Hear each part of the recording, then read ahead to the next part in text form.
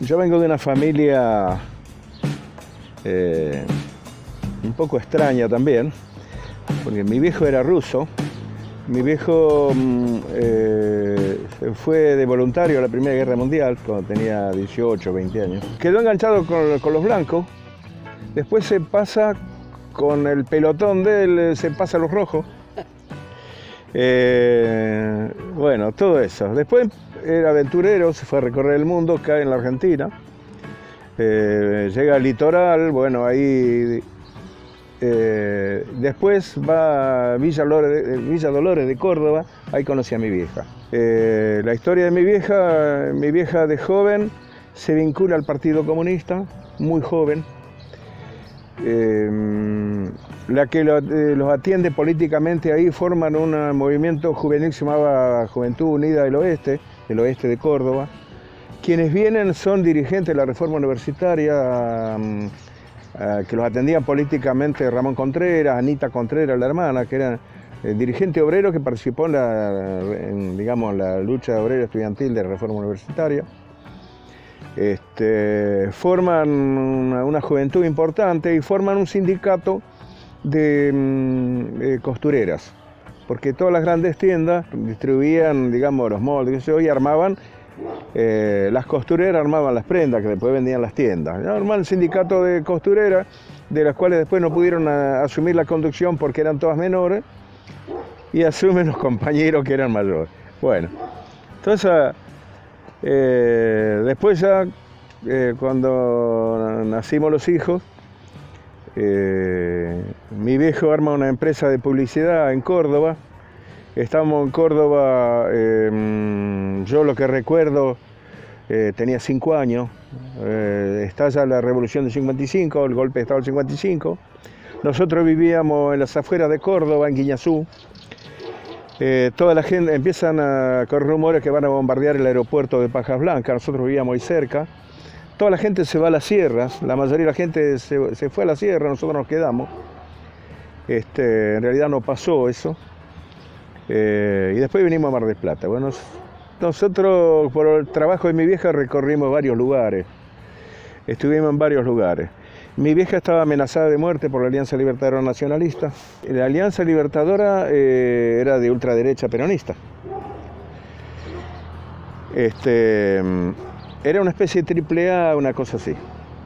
Era tal vez la primera organización que tuvo el peronismo de ultraderecha que hacía atentados contra fuerzas de izquierda.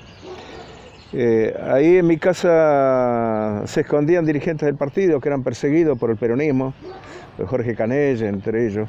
Mi abuelo vivía en Córdoba, la familia de mi vieja vivía en Villa Dolores de Córdoba, nosotros vivíamos en la capital. Del otro lado de la sierra estaba la familia de mi vieja, mi abuelo, mis tíos, todo eso, que también eran radicales y estaban amenazados por el peronismo. De manera que a mí me pasaron cosas extrañas porque una dictadura genocida, como fue la del 55, en mi familia se vivió con un cierto alivio, porque la familia estaba amenazada por la derecha peronista en Villa Dolores y nosotros. Esa fue la historia, más o menos de los orígenes de mi familia. Antes de los 20 años trabajaba en una empresa metalúrgica en Tres Arroyos que armaba silos, armábamos silos. Empecé a trabajar de mecánico, pues ya había estudiado en el industrial, y cuando estuve en Mar del Plata también en una estadía acá, estudié en el IMES, que era un instituto de oficios, y aprendí mecánica y fui estudiando. Entonces, trabajé en la mecánica, trabajé en la empresa metalúrgica. Después que en el 70-71 vuelvo a Mar del Plata. Ahí empiezo a trabajar en un taller mecánico y después en el pescado. Cuando estaba trabajando en un taller mecánico éramos todos muchachos muy jóvenes y bueno, nos afiliamos a ESMATA. Fuimos ahí, nos recibió DiCaprio, nos afilió, cuenten con nosotros para lo que necesiten, todo. Pero bueno, cuando iniciamos no estuvo. Cuando empiezo a trabajar en la industria del pescado, me enseña un muchacho, que era un compañero, me enseñé a hacer filé, me costó mucho porque todos los que enseñaban eran diestros y yo era zurdo, yo cortaba con la izquierda. Bueno, aprendí y ahí empecé a militar en la Juventud Comunista. Nosotros llegamos a tener más o menos 40, 50 militantes en la Juventud Comunista en ese momento.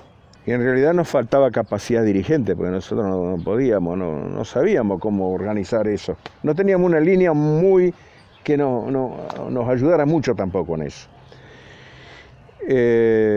Y teníamos dirigentes del partido, los dirigentes del partido que eran mayores, teníamos serios enfrentamientos con ellos. Porque una línea seguidista de la burocracia sindical, una línea seguidista y paternalista hacia el peronismo, y eso nos llevaba a nosotros a tener enfrentamiento político con la conducción. Todo era una situación muy difícil. Después en el año 75 caímos detenidos con otros compañeros, también en una fiesta, nos arman una causa federal, el fiscal era De Marchi, el juez era González Echeverri. Y bueno, así se desarrollaron mi incorporación a la lucha política sindical. Y bueno, participamos en huelgas del gremio del pescado. La característica de los dirigentes eran de los dirigentes sindicales de la conducción, la misma que ahora. La diferencia de esto era que eran dirigentes traidores, los de ahora son empresarios metidos en la organización obrera. Estos son empresarios que están metidos en la organización obrera. Pero bueno, esos enfrentamientos existían con la burocracia sindical, pero los dirigentes de base eran dirigentes elegidos por sus compañeros y eran militantes políticos. Aparte de dirigentes sindicales, eran militantes políticos y se regían bajo el método del mandato de la Asamblea. Decía Tosco cuando le preguntan ¿qué método usa usted? Somos verticales, de abajo para arriba, porque venimos el mandato, actuamos bajo el mandato de las bases. Y bueno, ahí conocimos muchos compañeros de distintas tendencias, de socialista, compañeros del PST, compañeros de trotskista, compañeros del Partido Comunista Maoísta, del Partido Comunista Revolucionario, del Partido Comunista Marxista-Leninista, bueno, un conjunto de organizaciones muy politizadas y mucha militancia. Tenemos más de 40 desaparecidos en la industria del pescado, 40 desaparecidos. En general había una honestidad intelectual y toda la militancia, a nadie se le ocurría defender el capitalismo. Nadie. El enfrentamiento era contra la patronal, contra la burocracia sindical, pero a nadie se le ocurría hablar de un capitalismo humanizado, un capitalismo en contra del capitalismo. En contra del capitalismo. Teníamos una unidad en ese sentido y después respetábamos el mandato de las bases y discutíamos acaloradamente, nos decíamos todo lo que nos teníamos que decir. En asambleas, en las plazas, con centenares y miles de obreros resolvíamos las medidas a seguir y las llevábamos adelante nosotros. Y se las imponíamos al sindicato.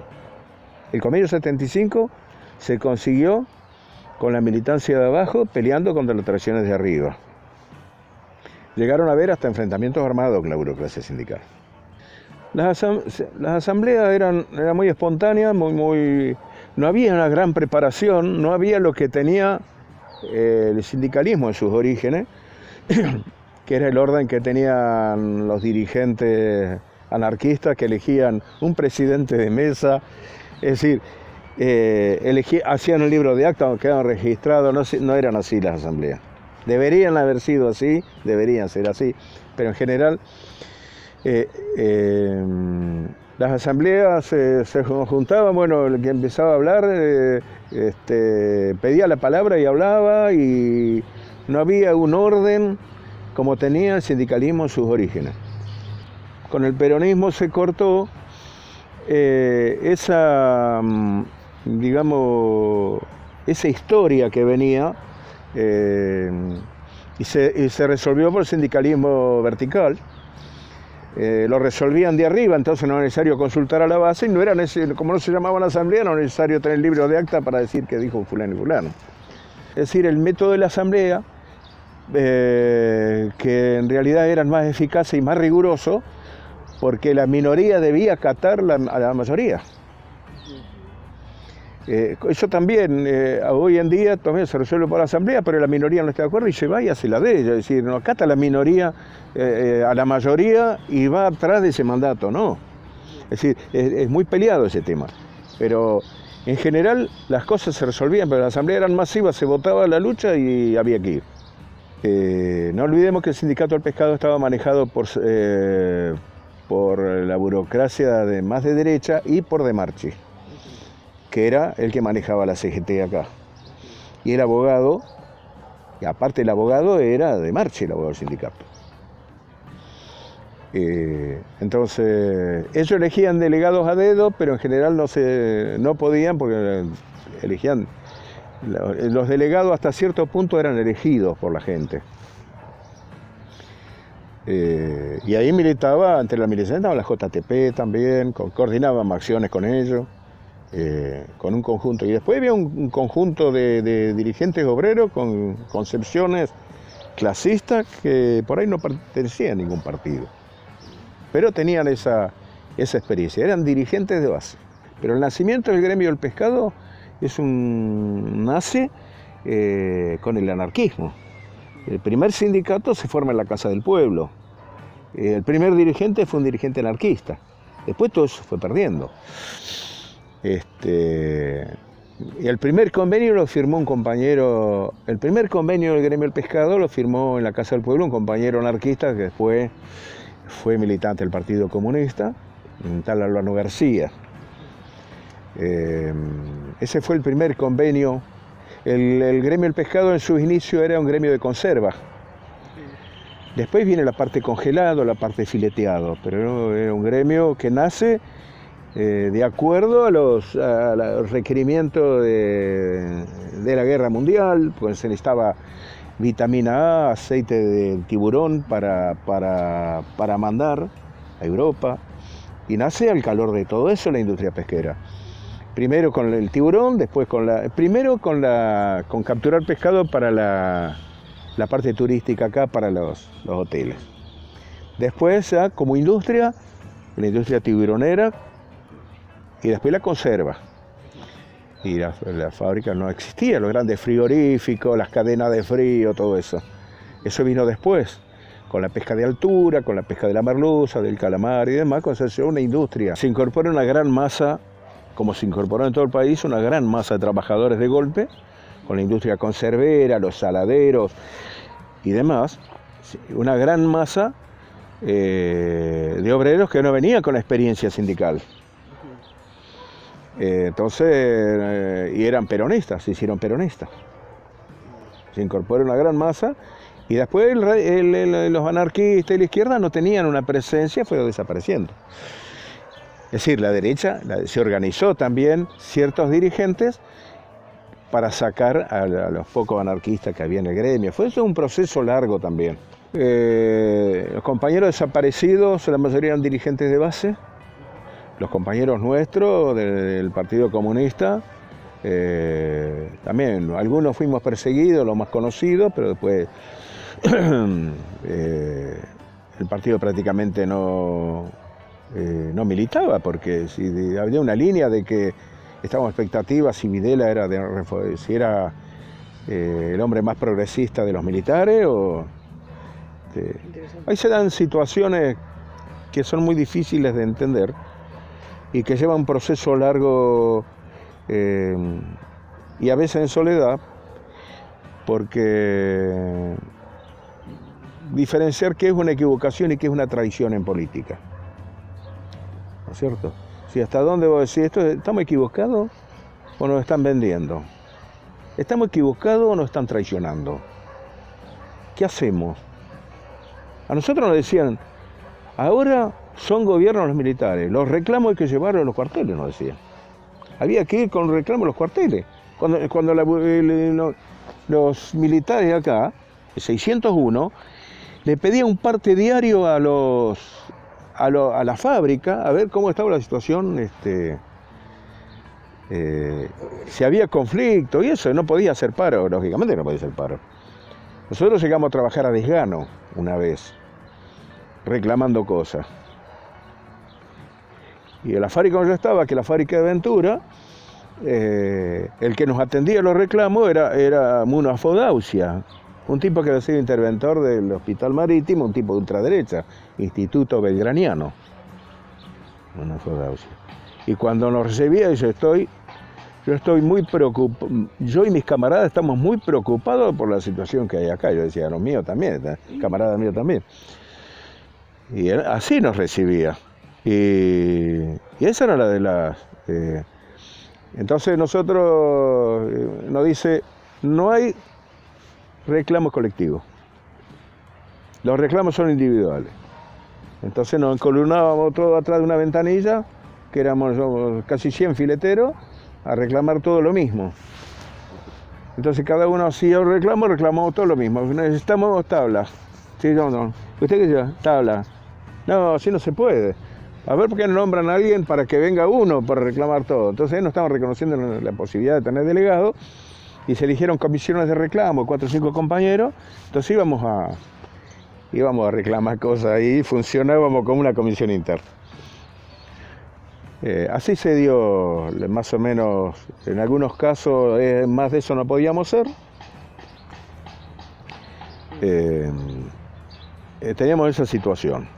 Y después, cuando fue el Mundial del 78, nos permitían gritar y adentro de la fábrica y aplaudir los goles. En el 79, caí preso, detenido otra vez. Me entraron a mi casa y con tipo de civil me llevaron a la comisaría primera. Me pusieron un montón de libros ahí y que yo tenía que firmarlo diciendo que lo tenía para hacer agitación y propaganda en el pescado. Lógicamente que no se lo firmé. Me dieron más o menos un mes también y después me largaron. El método es primero la discusión de los problemas y someterlo a la discusión y mandato a la asamblea. Pero primero discutíamos. Por lo menos cuando teníamos que hacer asambleas de base o había una fábrica tomada a veces y teníamos que resolver. Hacíamos discusión previa de las ideas que había que llevar, las evaluábamos y las proponíamos. Y después la asamblea decidía. Pero después los métodos de lucha, a veces hacíamos eso en la parte política con otros compañeros y decimos, bueno, ¿qué hacemos? Un paro. Hacemos una movilización. Paramos el gremio. No íbamos al gremio a decirle a ellos que queríamos hacer un paro. En general se las arrancábamos las medidas. Parábamos como ser. ¿Por dónde paramos? Paramos aquella fábrica, hacíamos un piquete, los compañeros de adentro paraban la fábrica, juntábamos 100, 200 compañeros en la puerta, ya iban otros compañeros a otra fábrica, muchachos, hay paro por esto y por esto, y qué sé yo, nosotros arrancábamos por Figueroa Alcorta allá y San Salvador, Guanani, por ahí. Y cuando veníamos por Ortiz de Zárate y Triunvirato por ahí, la cabeza de la columna, ya teníamos 7, 8 cuadras compactas. Cuando llegábamos a la plaza de Ortiz de Zárate, llenábamos la plaza. Eran confrontaciones a fondo. Con la burocracia, con las patronales. Nosotros hemos padecido varias dictaduras. Y las dictaduras anteriores, lo primero que hacían eran intervenir la CGT. Intervenían las regionales, la Confederación General del Trabajo. En el 76 fue diferente. Golpearon abajo. Dejaron a los dirigentes de interventores de los gremios para que le manejaran el negocio y golpearon la base del sindicato, de los sindicatos que eran el cuerpo de delegados, después de haber tenido la experiencia de la CGT de los argentinos, que fue un movimiento obrero organizado desde abajo. Entonces ellos aprendieron la historia y organizaron, es decir, la represión a fondo en los cuerpos delegados. En el gremio del pescado, estamos hablando de un radio de 10 manzanas, aparecieron 40 compañeros, dirigentes de base. Bueno, en otros lados la comisión interna completa de Mercedes-Benz, y bueno, comisiones internas completas desaparecieron en la Argentina. Por esto, entonces, toda la memoria histórica que se había acumulado en la década del 70, que venía ya de la resistencia peronista, del Cordobazo, un montón de cosas, se corta en el 76. Entonces después, ahora, el sindicato se convierten en... Los dirigentes sindicales son empresarios metidos en la organización obrera. Nosotros tenemos una concepción de que sindicatos son los trabajadores. Los sindicatos son los trabajadores. Como decía el preámbulo de la CGT de los argentinos, no es ni una obra social, no es una personería, ni un edificio. El sindicato son los trabajadores. El sindicato de la construcción acá se organizó, era un sindicato, ahora no es un sindicato. Era un sindicato cuando se reunían en la Plaza Rocha. Resolvían la asamblea, el plan de lucha, y no tenía sede. No había sede. El sindicato eran los obreros que se reunían en la Plaza Rocha. Lo de la UOCRA fue dentro del lugar destacado en la historia del movimiento obrero de Argentina y de Mar del Plata, pero también de la Argentina, del conjunto del país. La derecha peronista hizo 2 o 3 intervenciones en el gremio, finalmente que fueron rechazadas por los trabajadores, lo sacaron a patada. Pero la última intervención, la intervención fue con el ejército y la policía, la última.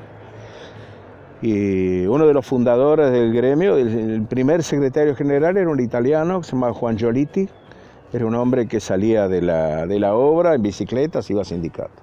Después vino, creo, Héctor de los Reyes, ¿no? Después de Giolitti, los compañeros, después vino Arto, varias conducciones que más o menos son condiciones combativas, clasistas.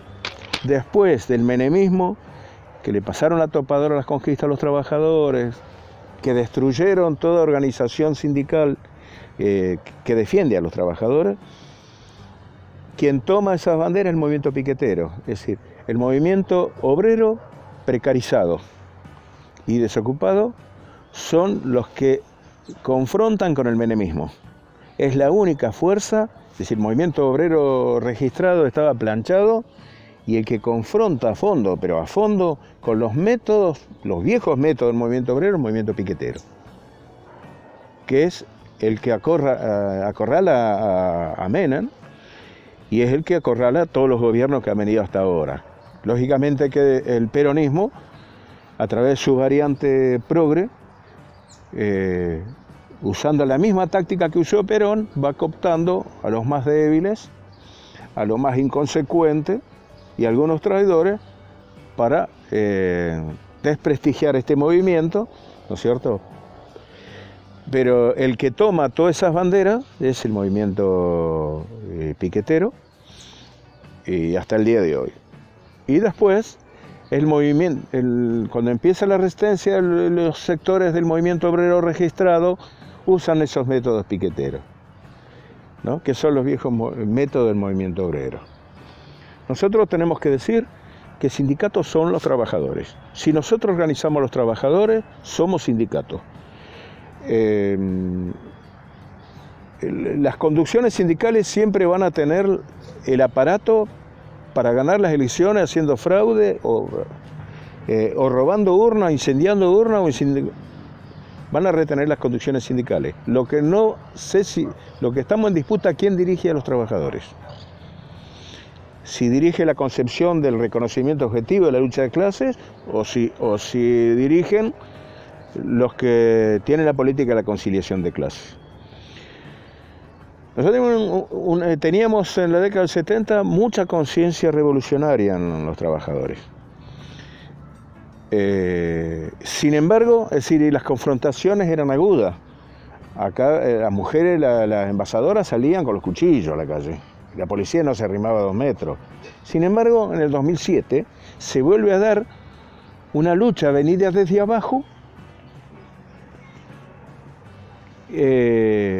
con un grado de confrontación que no se vio nunca. Tomar el municipio, tomar la Secretaría de Trabajo y tomar el sindicato y retener el gremio durante 4 o 5 meses.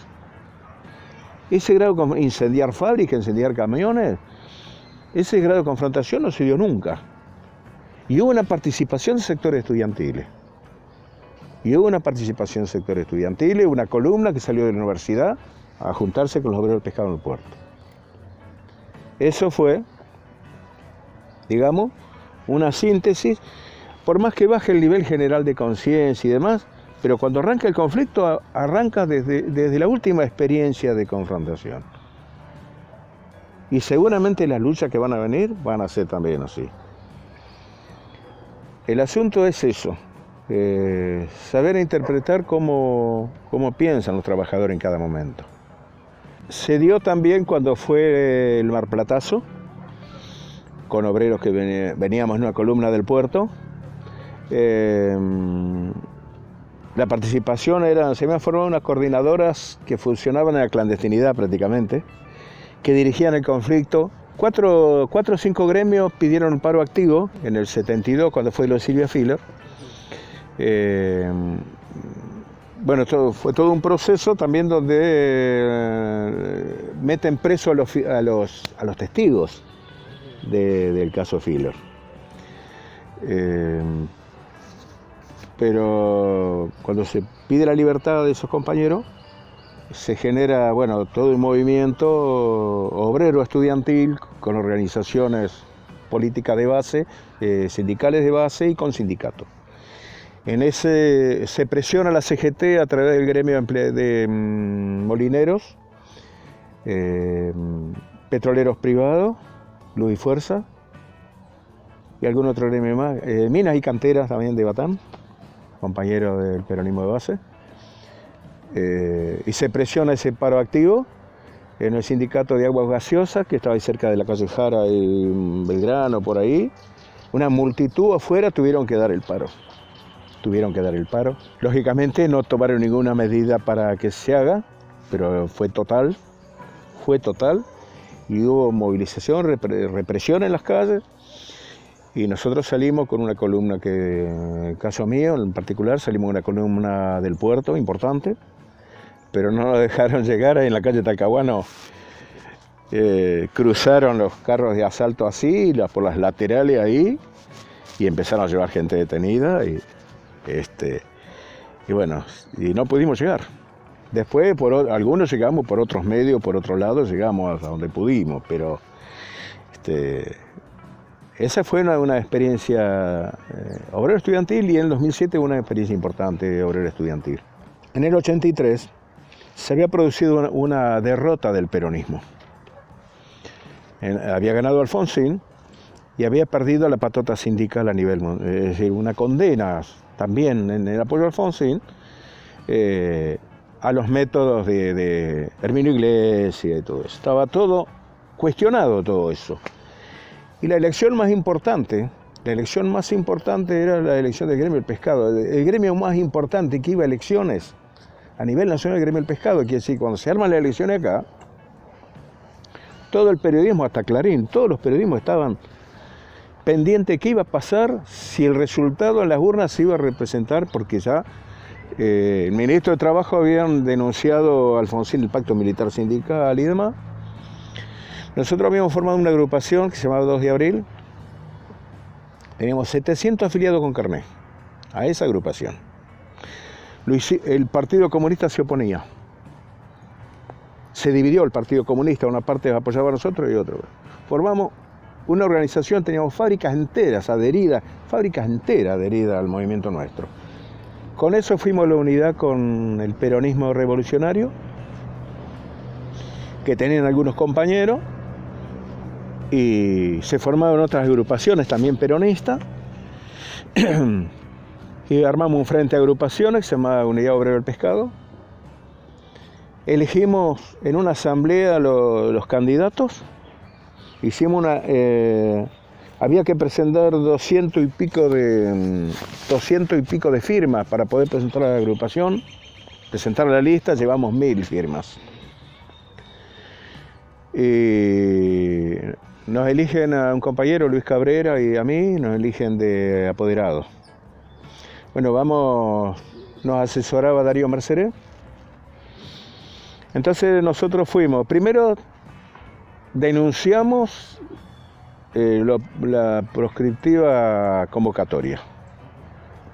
Denunciamos que el estatuto del sindicato estaba hecho en base a la dictadura. Que eso le permitía al sindicato ser juez y parte, presentarse a la reelección y elegir a dedo la Junta Electoral, que era la que controlaba el comicio.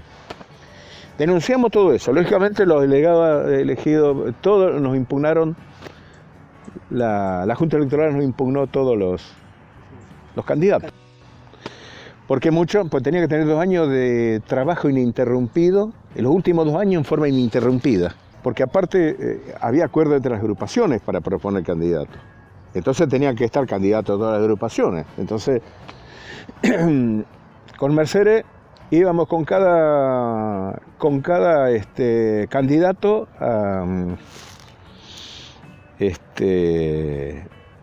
hacer una declaración jurada con testigos de que ese compañero había trabajado en tal y tal fábrica, que era una fábrica que no registraba a los obreros, pero que acreditaba que había trabajado en la industria del pescado, y como la ley no reconoce como legítimo el trabajo en negro, lo tenían que aceptar. Pero eso fue con movilización del Ministerio de Trabajo, de centenares de obreros, hicimos aprobar la lista, y bueno, y así fuimos, veníamos ganando las elecciones. Yo tengo que decir también que de alguna manera le debo la vida a Gustavo de Marchi.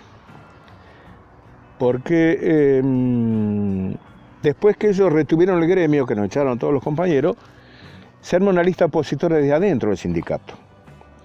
Y uno de los apoderados de Saravia, un día me llama y me dijo, ¿sabes qué pasó esa noche? Pues esa noche estaban toda la gente nuestra afuera del sindicato, pero adentro estaba tomado por toda la patota sindical de todos los gremios de Mar del Plata. Quiere decir que estábamos solos, nosotros arriba en la última piso del sindicato. En un momento, en el recuento de voto, le estaba dando negativo, ellos estábamos arriba nosotros, y se suspende el recuento de votos. Y nosotros mirábamos, era una pieza así, con una pieza así, con vidrio, teníamos todas las urnas apiladas al techo y contábamos voto por voto. Y veíamos afuera que estaba todo el matonaje y las caras largas porque estaban perdiendo. Y estaba Roner, que era el perrito caniche de ellos, de la burocracia, que era el tipo que nos acosaba permanentemente, corría para acá y para allá. Entonces, este tipo que se llama Lemos, que era apoderado de la lista de Saravia, cuando lo echan, lo cagan a palo, lo echan al sindicato de forma lista opositora, en la otra elección, un día me llama y dice, ¿qué pasó, Alejandro? Esa noche que se suspendió y que había tanto movimiento ahí, Roner quería liquidarlos a ustedes y prender fuego a todas las urnas. Y lo llamó de Marchi y le dijo, no hagamos esta locura porque están todos los medios de prensa acá.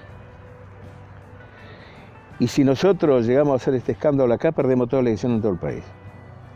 Nos querían liquidar a mí y a Luis, ¿no es cierto? Los otros, había una lista que se había presentado, una lista rosa que sacó 100 votos. Los tipos se fueron, nos dejaron a nosotros, estaba la Junta Electoral y nosotros, y los apoderados de Saravia. Y de Marchi dijo, ni se le ocurra hacer esta locura. Se pelearon entre ellos, ¿no? Y cuando se suspendió el recuento de votos. Y de Marchi dijo, no hagamos esta locura, si nos toca perder nos impugnamos. Pero no hagamos esta locura de liquidar a estos tipos y prender fuego todo porque no ganamos una puta elección más en el país. Hoy cómo están las cosas. Eso pasó.